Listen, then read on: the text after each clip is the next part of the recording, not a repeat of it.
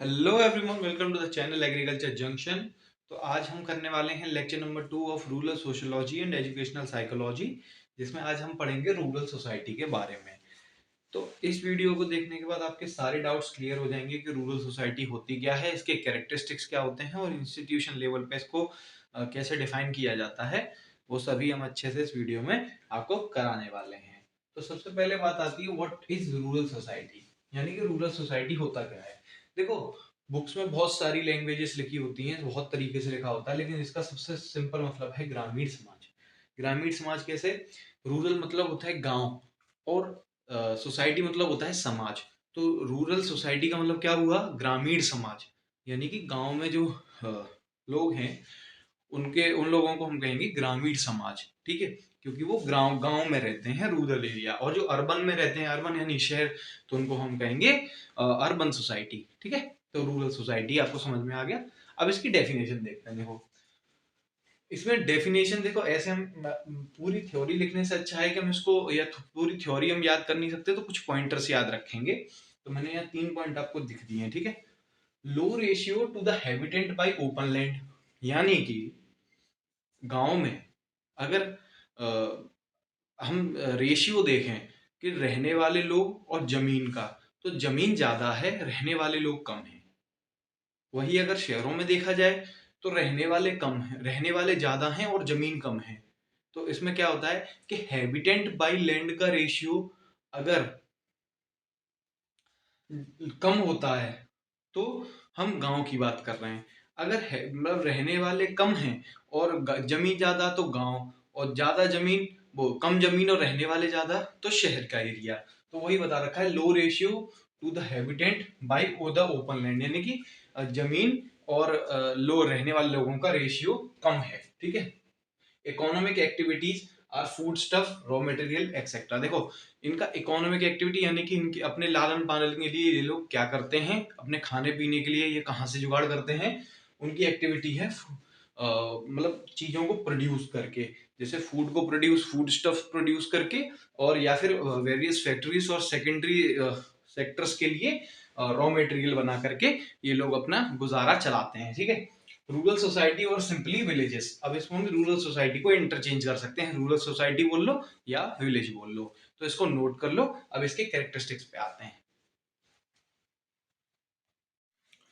तो अब बारी आ रही है कैरेक्टरिस्टिक्स ऑफ रूरल सोसाइटी, यानी कि रूरल सोसाइटी की विशेषताएं। अब इस पोर्शन में हम समझने वाले हैं। देखो, सबसे पहली विशेषता आती है कि दे आर स्मॉल सोसाइटी। मैंने आपको शुरू में ही बताया था कि गांव में रहने वाले लोग कम हैं।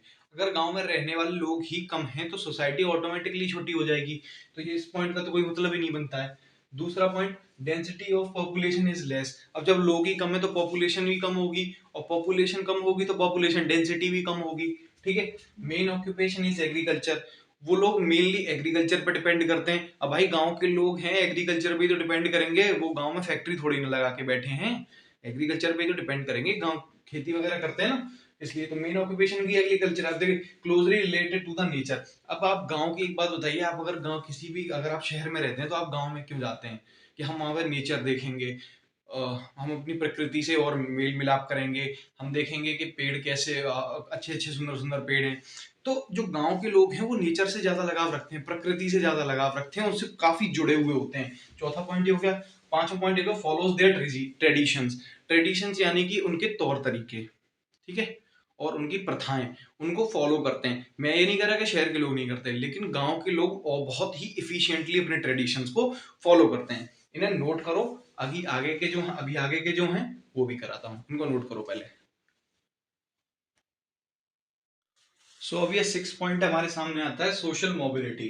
यानी कि सोशल मोबिलिटी वहां पर कम होती है। अब सोशल मोबिलिटी का क्या मतलब होता है? लोग वहां से छोड़ छोड़ के ज्यादा जाते नहीं है, उसको वहां कम होती है।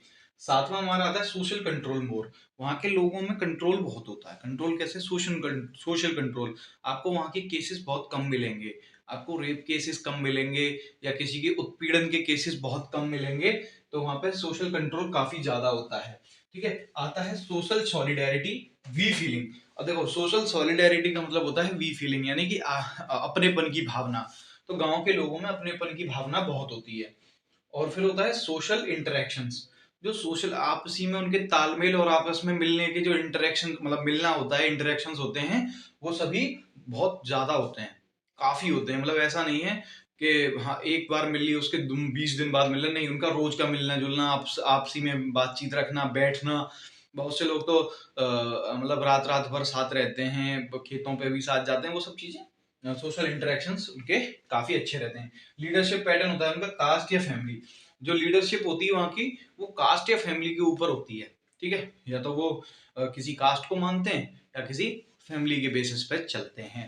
तो ये सब आपके पूरे वो कैरेक्टरिस्टिक्स हो गए हैं यहाँ पर रूरल सोसाइटी के, और ये वीडियो हो जाती है यहाँ पर के कंप्लीट। रूरल सोसाइटी को मैंने आपको पूरी तरीके से बता दिया है। ये आपके एग्जाम में अगर आपसे पूछा जाए what is rural society and it's characteristics, तो आप ये इसको लिख सकते हो और आपको पूरे मार्क्स मिल जाएंगे, जहां तक मेरा मानना है। और इसके बाद अब हम करेंगे अगली वीडियो में अगला टॉपिक।